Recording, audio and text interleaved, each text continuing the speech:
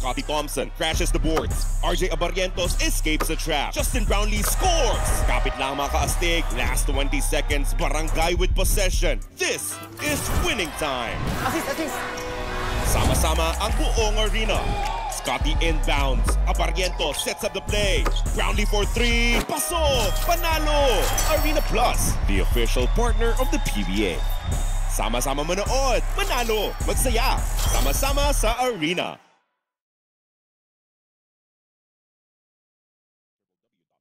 ph/regulatory or email keepitfun@pagcor.ph. Gaming for 21 years old and above only. Gambling can be addictive. Know when to stop. Arena Plus. Sama-sama sa Arena. Download Arena Plus app now on App Store or visit arenaplus.ph. Chika sa Arena!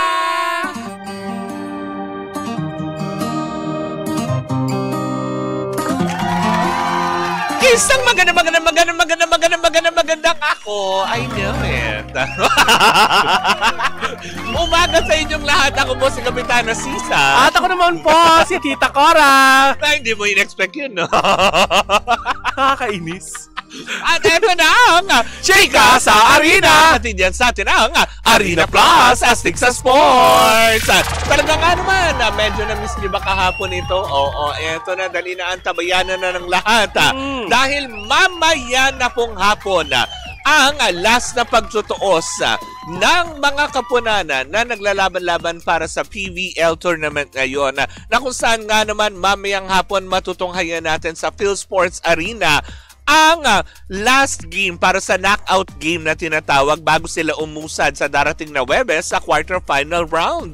Mamayang hapon po matutunghayan natin ang labanan ng Petrogas versus Akari Chargers. Susundan naman yan ng Zeus Thunderbells versus ng Choco Mucho. Sino kaya sa kanilang apat ang may iwan at sino ang uusad para sa quarterfinals? Dahil last Saturday, August 2, 'di ba? Ayan, nagtunggali na po sa Dasmariñas Arena. O, diba? Sa Dasmariñas Arena, ang Farm Fresh Foxies nanalo sila against Capital One. Tinalo nila sa score na 3-0. Samantala naman din, alam mo yung kinuha din ng Cherry Tigo sa 3-0 round ang laban nila against Galleries Tower 1. O, diba? Na nakakaloka yun.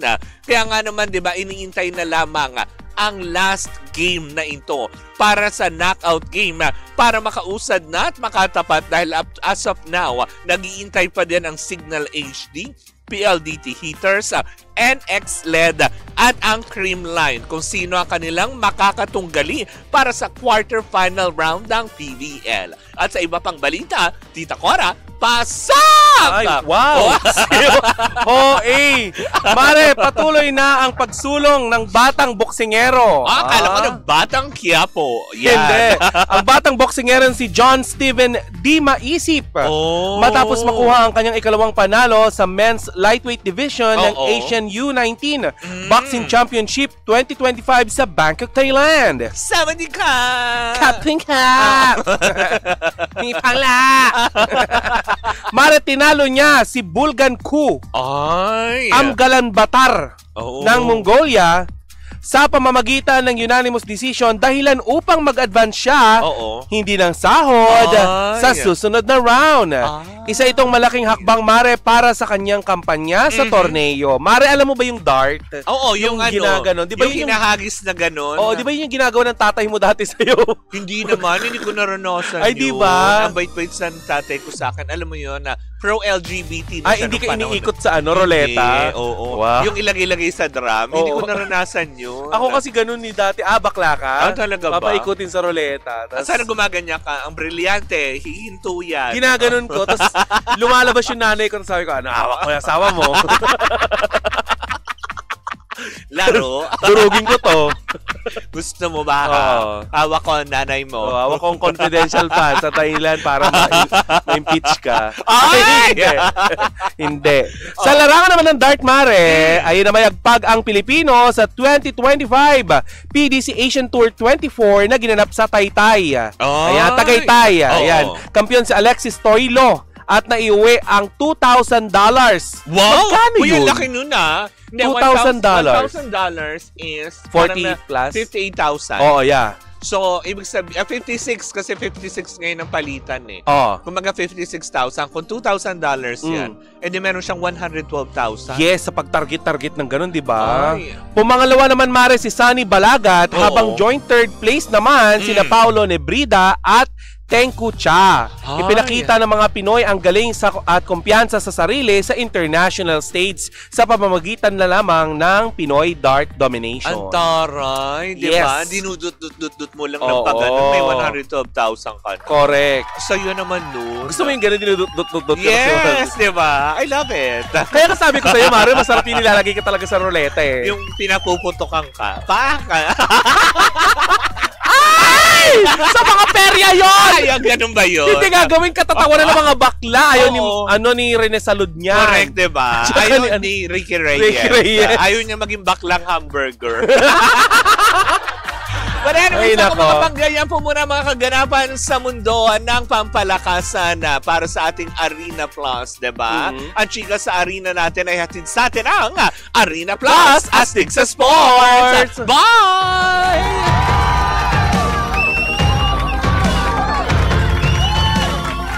Brownlee for 3. Pasok! Panalo! Arena Plus, the official partner of the PBA. Sama-sama manood, manalo, magsaya, sama-sama sa Arena. Play now at arenaplus.ph. For more information, visit www.pagcor.ph/regulatory or email keepitfun@pagcor.ph. Gaming for 21 years old and above only. Gambling can be addictive. Know when to stop. Arena Plus. Sama-sama sa Arena. Download Arena Plus app now on App Store or visit arenaplus.ph.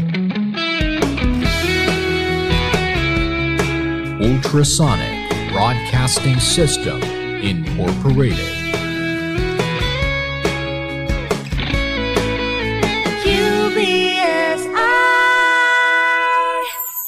UBSI. Informing and entertaining Filipinos since 1998. Energy, energy, energy, energy!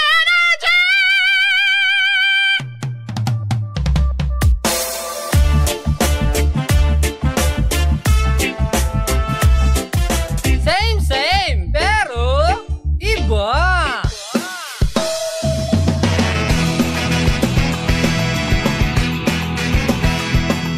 Same, pero iba.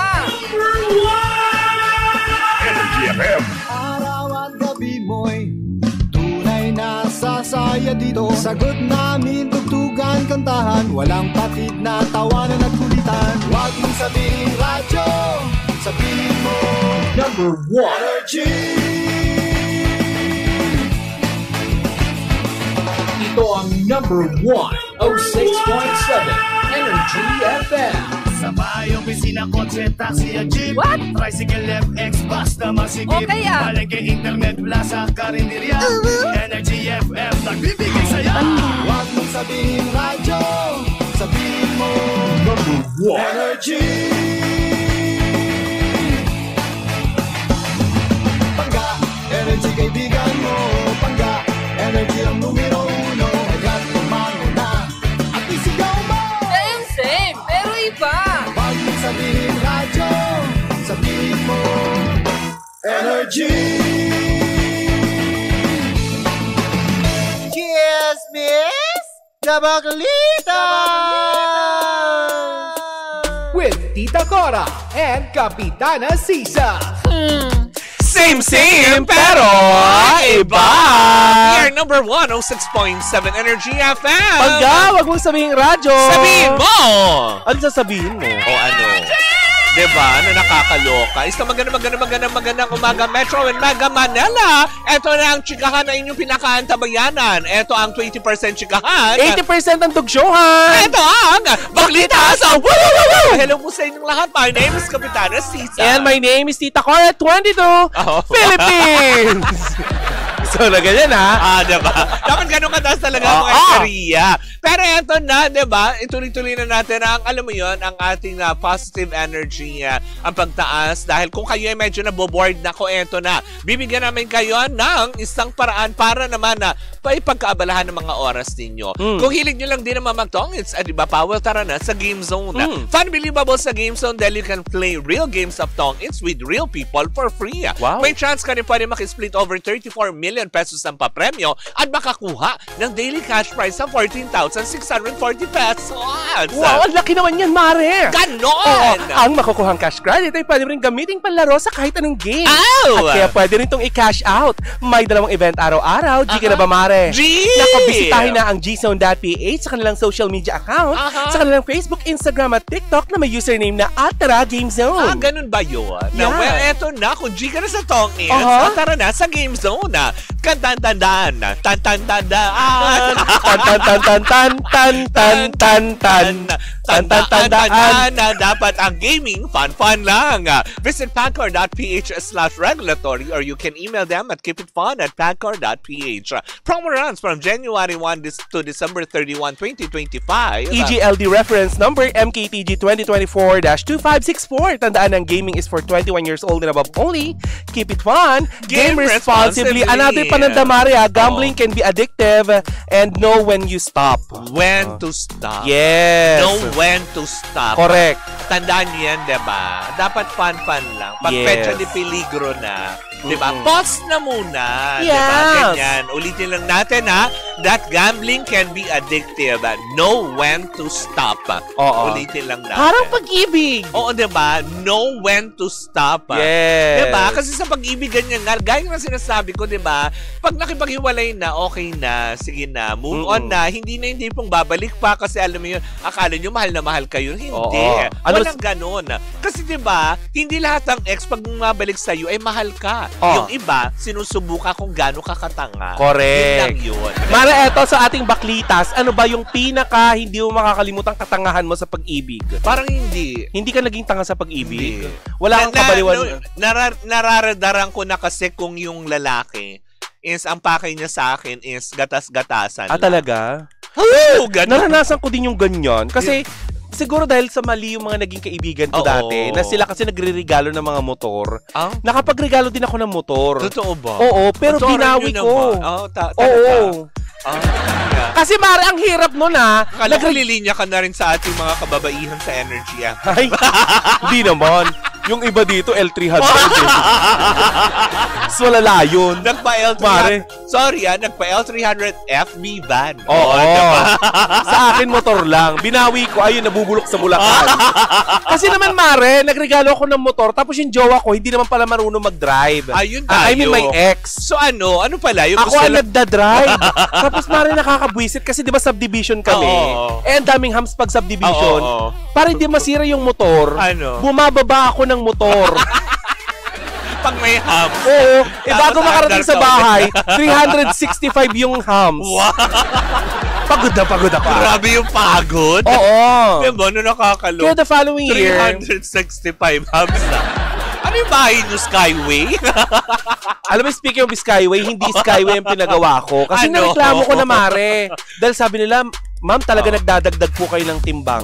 Pinagawa ng pamilya namin ng zipline. Ito. Kinaya ka. Mula sa main gate.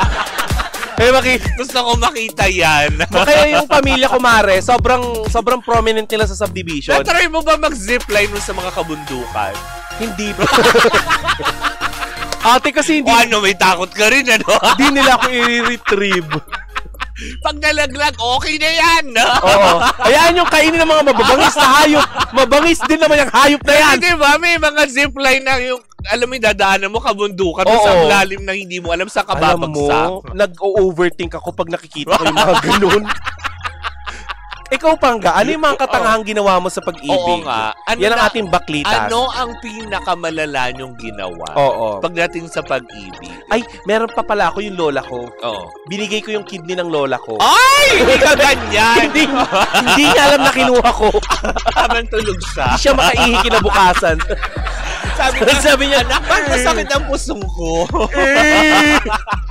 Embalido. Hindi nakapagsalita. Nakakaloka!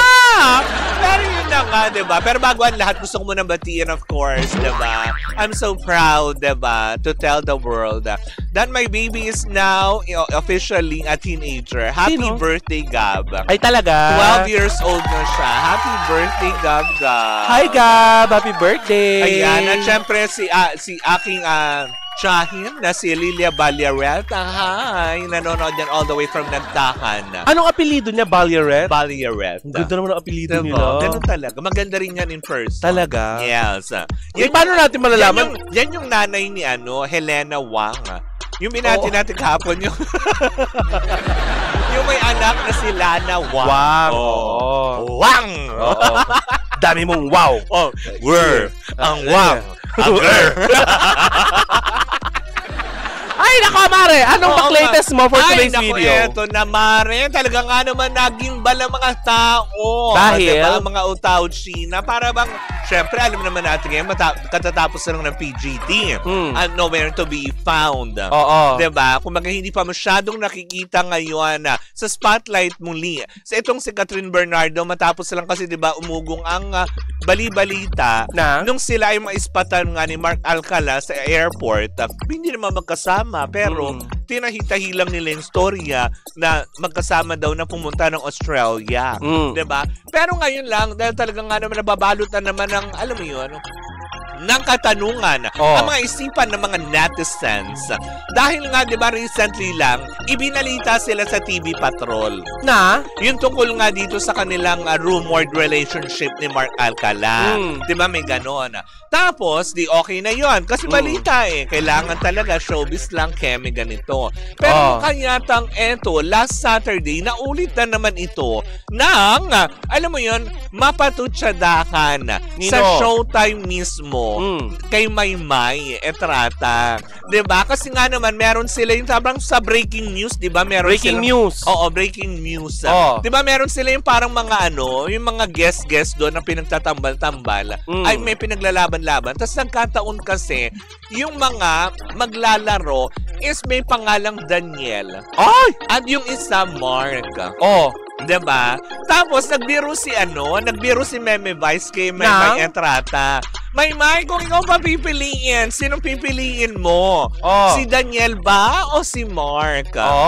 Si Maymay natawa bigla. Tapos, ang pinili, si Mark. Hindi si Daniel. Diba? Hindi.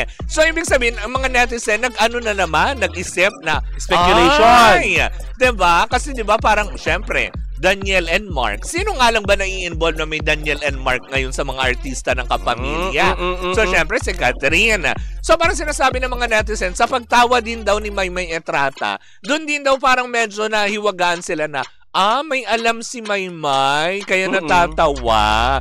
So, ibig sabihin ba nito na para bang nilalaglag na ng ABS-CBN si Catherine Bernardo at pinatototohanan nyo na nga ba na siya nga ba ang karelasyon ngayon ni Catherine Bernardo? Itong chika ko, Mare, pwede pabulaanan ito ni, ni Catherine. Tentay.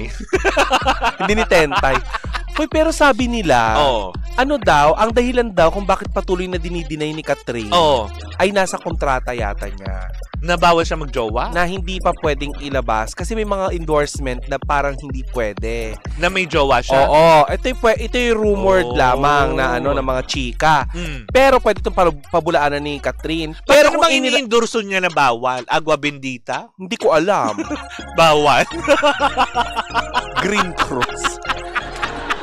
Hindi naman siya pinakudong. Ano ba ini-endorso niya at bawal na may karelasyon? Siya, diba? Yung may dali-dali rin na fast food.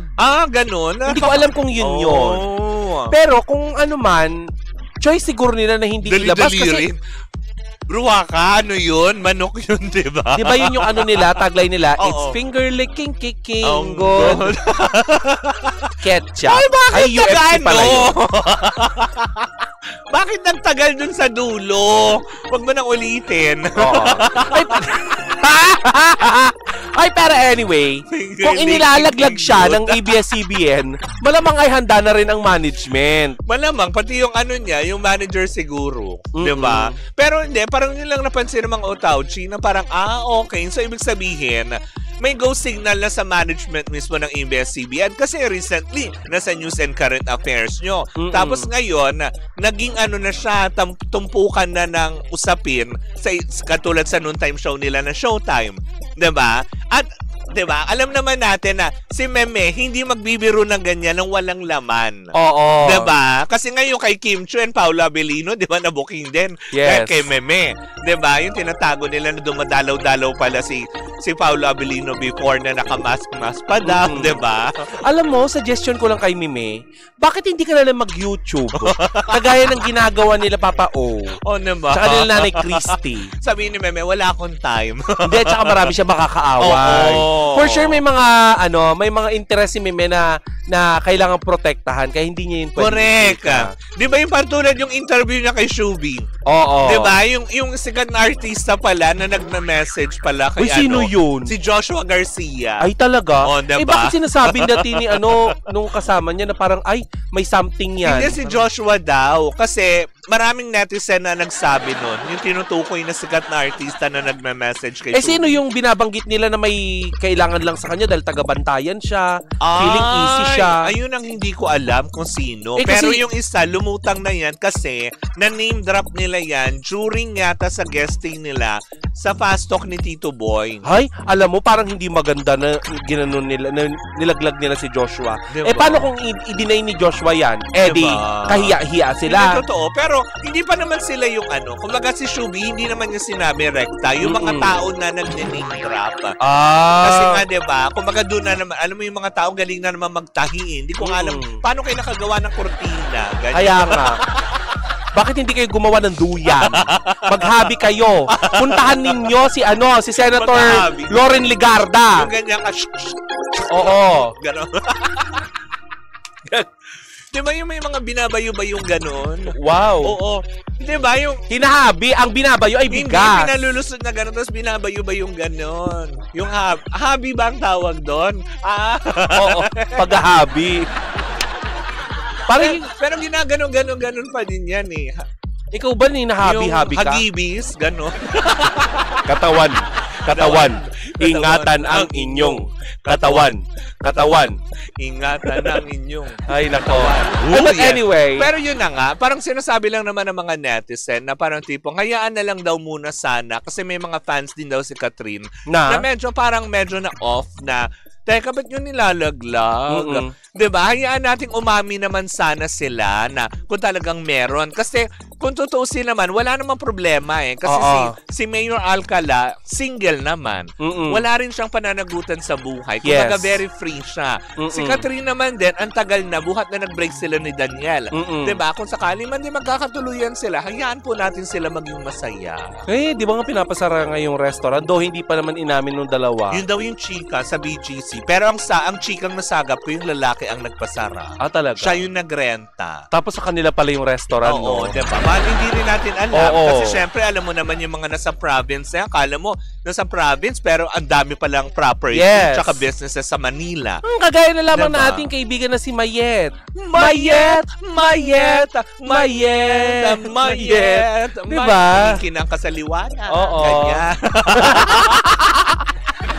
But anyways, diba, yun lang, ulitin ko lang din, hayaan natin sila maging masaya sa gusto nilang mangyari. Kasi, diba, maging masaya tayo kung sakali man i-share nila sa publiko, kung sakali may namamagitan sa kanila, then we'll be happy for them. Correct. Pero kung hindi naman din, diba, let's respect their privacy. Kasi syempre, 11 years na niyang inilathala sa publiko eh. Yung kanyang relasyon. No? Pero ano nangyari, diba? Tapos nung nagka-problema, alam mo yun, involved din ang public. Kasi alam mo yan, pang ayaw na ayaw ko. Kaya di rin ako masyadong chumichika ng mga derogatory. Kasi, kapag chumichika tayo, tinitira natin yung artista. Sige yung mga fans. Sige, tirahin mo si ganito. Tirahin mo. Pag nagkaroon na ng kasuhan at nanunumpa ka na doon, ibabash ka nila. Oo, diba? Sila din mismo yung Kaya, alam mo yun, let's be fair and respectful. Ganon. At saka isa pa yan, Mare, sa mga fanning. Fanny na May Saison. Oo. May mga ganyan kasi, Mare, The last time na nagkaroon ng may statement si Meme Vice Ganda na ganyan nga. Na nagiging toxic na nga daw ang mga fans minsan. Diba? Natutuwa sila sa'yo, may palitsyon pa. Pero sila din pala yung chichika sa'yo ng kung ano-anong masasakit. Oo. Diba? Tapos Mara, naging usap-usapan yan kasi parang ang tinamaan daw yata. I'm not sure kung sila talaga yung natamaan. May mga chika na ang natamaan sa mga ganyang fandom ay yung Dasbia. Dasbia. Dustin. Oo, Dustin at saka si Bianca. Bianca. Rivera. Oo. Kasi Mari, may mga pagkakataon daw na parang naiilang na yung mga tao na parang pagsamahin itong si Will at saka si Bianca dahil may mga nagagalit ng mga Dasbia. Di ba mag-ex sila? No. Hindi ba? Hindi sila mag-ex. Sino ba yung ex ni Will? Ewan ko kung sino yung ex niya. Alam ko si Princess Punsalan. Hindi ang alam ko. Meron siyang naging ex doon Tama ba ako? Wala siyang ex doon pero na-ship siya kay kay Bianca. Parang nung big night niya nakita nga na parang parang may chemistry itong si Will at saka dalawa sila na parang bagay. So yung mga tao what if sila talaga. Di ba? Hindi talaga si Dustin. Mali pala ako. Yung iniisip ko pala si Harvey Bautista. Yung Totga ni AC Bonifacio. AC Bonifacio ba? AC Bonifacio. Girlfriend niya si AC Bonifacio. Yun. Diba? Tama, diba? AC Bonifacio yes. Diba? Yung mga... Na hindi na nagkomento si Harvey Bautista na nagpunta rito. Tapos parang may ex din siya na nandoon din. Yes, at hindi na chichikahin ng mga ganyang bagay. Siya pala yun. Hindi si Will, sorry. Diba? Yun. But anyway, back to Catherine Bernardo. We're happy if you're happy. Yes, yun lang naman din ang kaya namin sabihin. Doon sa mga fans naman na pilit pa rin inuurirat at alam mo yun, kailangan ma-involve kayo kung sakali. Hindi naman siguro din kalabisan kung ibabalato nyo na lang kay Catherine ito, diba? Hindi rin naman natin tatanggalin, syempre, yung karapatan sa mga fans na pero syempre, diba, dapat know their limits. Yeah. Diba, alam nyo lang kung hanggang saan lang kayo bilang fan si Catherine. Huwag naman yung tipong, alam mo yung minuto, kailangan updated kayo. Ano kayo, dinag nyo pa yung nanay? Kaya nga, kagaya na lamang dito, Mara, hindi na ko lalayo. Sa tuwing makikita nila kasama ko si Cara, sabihin nila, saan si Papa Jackson? Sinasagot ko sila. Nasa kanila po. Ay, pinapasabi nga pala niya, Ben, hindi mo na siya kukuha ng tosino kasi vegan siya. O di nagbuka ka, nagtitinda ng tosino sa comment section. Diba? Para hanapin mo sa akin yung taong hindi ko alam kung nasaan ba talaga. Correct, diba? Diba? Asang ka? Pinapatanong ni Aling Mami. Diba? Na pwede nyo namang i-message direkta. Hindi, yun lang naman din, diba? Na maging happy tayo. Ulitin ko lang din na kung hindi naman, diba, let's respect their privacy. Kung may relasyon man, let's be happy for them. Kung wala naman, di okay, di wala. Ako na happy si Catherine at saka si Daniel ngayon. Diba? Parang nagbabalik friends sila diba? At least nawala na yung galit sa mga puso. Hindi natin ko-confirm. Hindi. Ang ibig ko lang sabihin, nagsa-start na sila ulit magpansinan professionally kasi pag nakikita na sila sa events, diba? May pagbatian na. Diba? Pero yung sabihin mo na talagang may kapatawaran, hindi natin alam. Hindi tayo mangunguna dyan. Diba? Siya. But anyways, ako mga pangga, maraming salamat po sa inyong pag-adabay sa aming pagbabalik. Isang umating kabong chikahan na naman ang dala-dala ng dalawang bakla. Muli po ako po si Kapitana Sisa. At ako naman po si Tita Cora. And we are still same pero iba. Tuloy-tuloy pa rin po ang ating tugtugan. Siyempre dito po lamang yan sa number 106.7 Energy FM. Pagka wag mong sabihin radyo, sabihin mo!